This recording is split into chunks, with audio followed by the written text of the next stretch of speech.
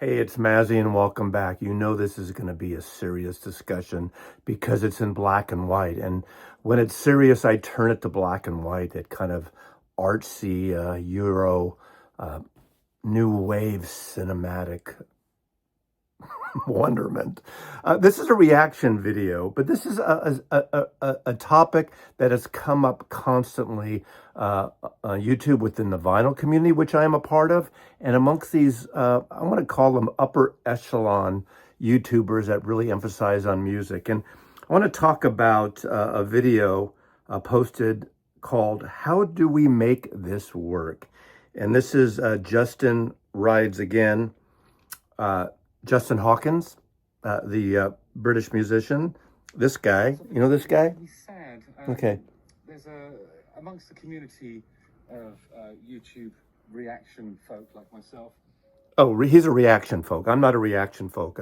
I'm talking about mostly vinyl records, but see, just music. If the music's stupid, that's the motto here. But he brings up some fair things. I don't always agree with the angle he's coming at, but he refers to the Professor of Rock, okay?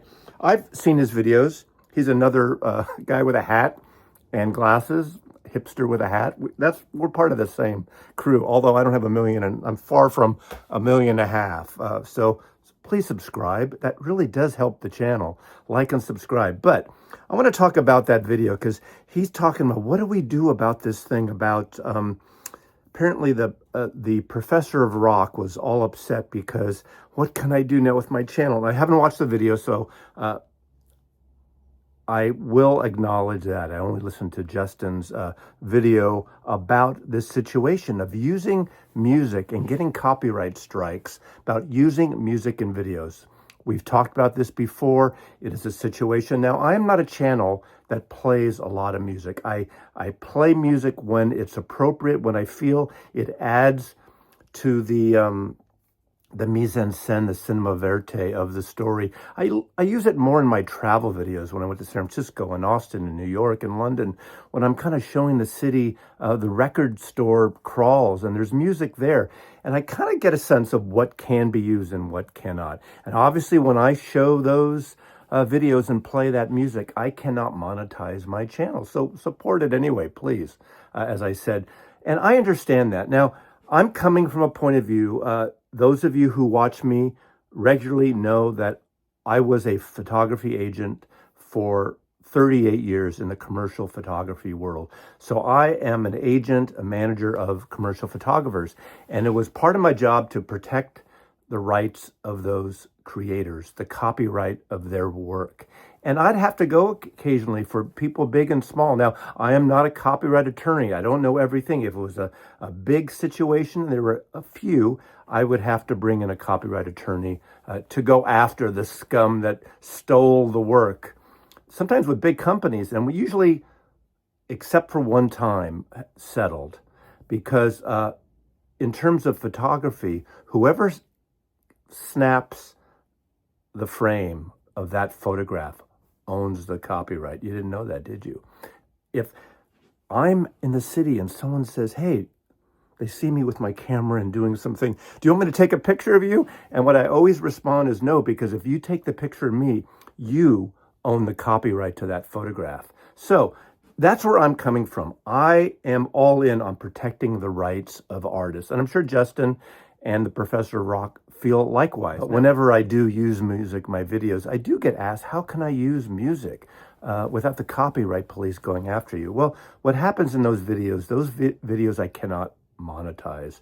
Although there are some that there's a share. You get this little logo of a split, which means I get 50% of whatever comes in from those commercials you see on YouTube, and the rights holder, whether it's the label, the artist, the publisher, whoever owns the rights. Now, some bands, Beatles, I'm not even sure about Dylan, are very protective and you can't use their music at all. So I don't even try to put in a Beatles song or anything. Sometimes when people do covers, you've seen artists do covers of songs, there is a split sharing because the algorithm, YouTube algorithm recognizes the idea of that, of the music, and that it is a melody that someone else owns and creates. Now, again, I'm for supporting the rights of the artist. Now, whatever they have agreements or not with their labels, that's a whole separate issue. And a lot of labels have screwed artists, not all.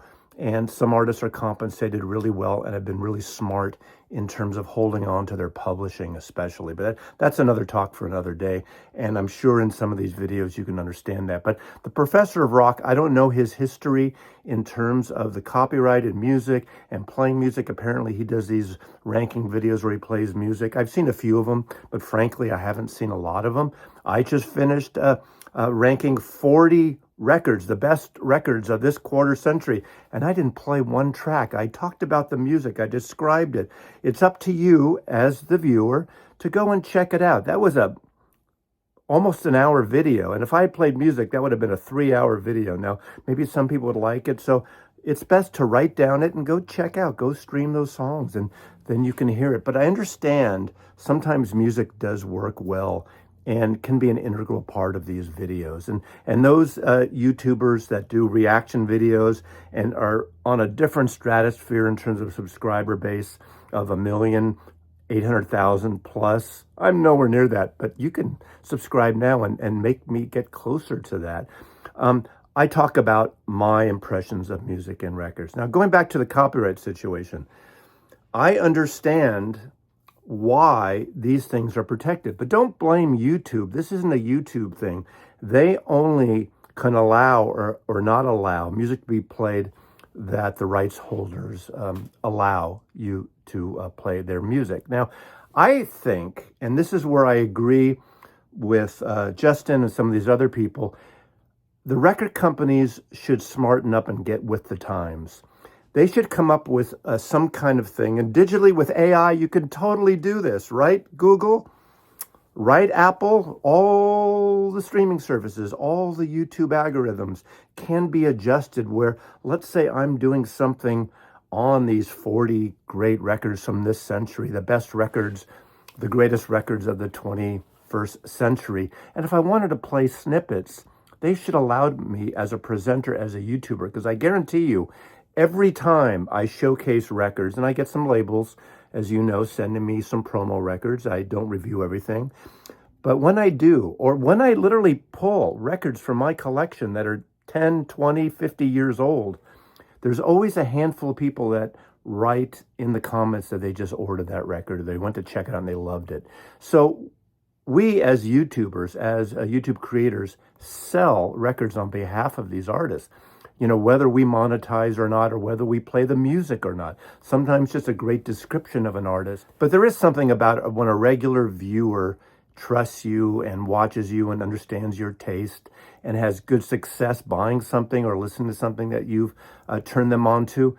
That is a valuable thing to artists and labels, copyright holders. So there needs to be something, a certain YouTube button you can press or something that you can say, okay, these 5 songs I played and we should do a split because I am promoting them for you. And whether it's a 50-50 split or a 75-25% or agent fee type of split, that's the way to do it. When I represented photographers, when I licensed the work of those photographers, I got a cut of everything that was licensed, whether it's new productions or licensing images for reuse, for stock, for other kind of usage things. But again, sometimes I'd have to go after a big company who use those images without authorizations. But why can't YouTube, in association with all these labels, come up with a plan? Steve Jobs would have done this.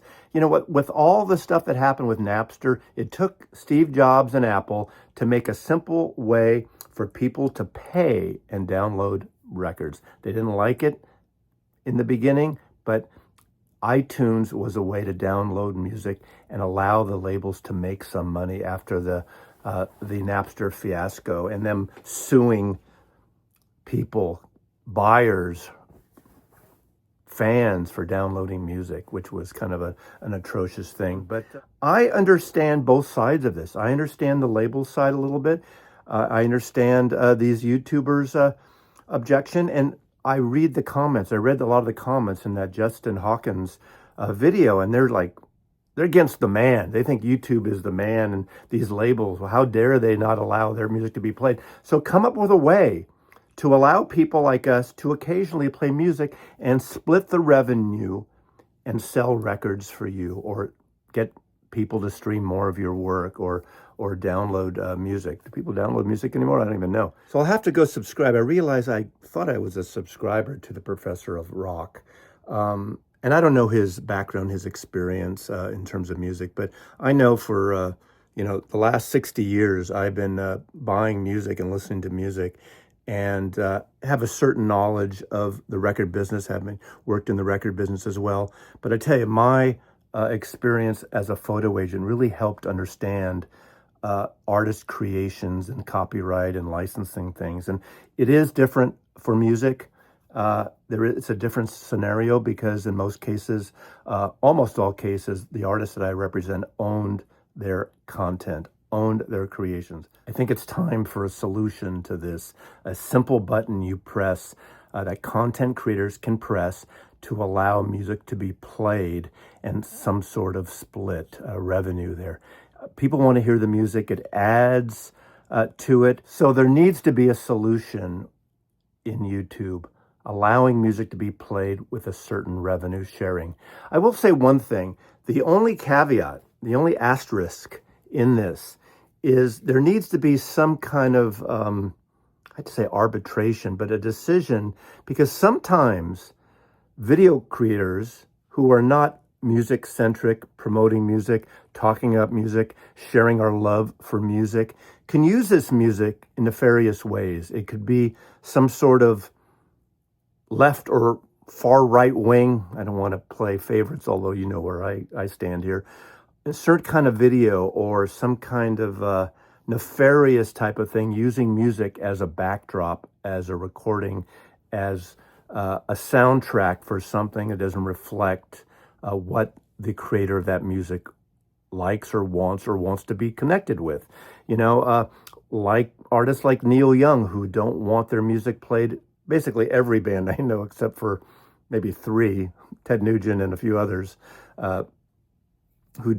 Kid Rock, who don't want their music played at Trump rallies. They need to be able to make that decision. And the same would go for YouTube. When an artist doesn't want their music as a soundtrack for some really either disgusting video, or even something politically or social, like an anti-climate change thing, or let's bulldoze and fill up the hole at the Grand Canyon, or open McDonald's in Yosemite, or as Trump would say, Yosemite. Anyway, this is a topic that is not going away, and I appreciate Justin Hawkins for bringing it up on behalf of some of these other content creators, the reaction music people. They seem to get a lot more views than us just talking about new and old records, but that's okay. I appreciate that side of it. So thanks for watching. I'm going to put a link below to Justin's video. He doesn't need me to send him people, but that's the way it goes, and I think that's a fair way when you're citing another video that inspires you to do a dissertation like this. So thanks for watching, and Mazzy loves you. Take care.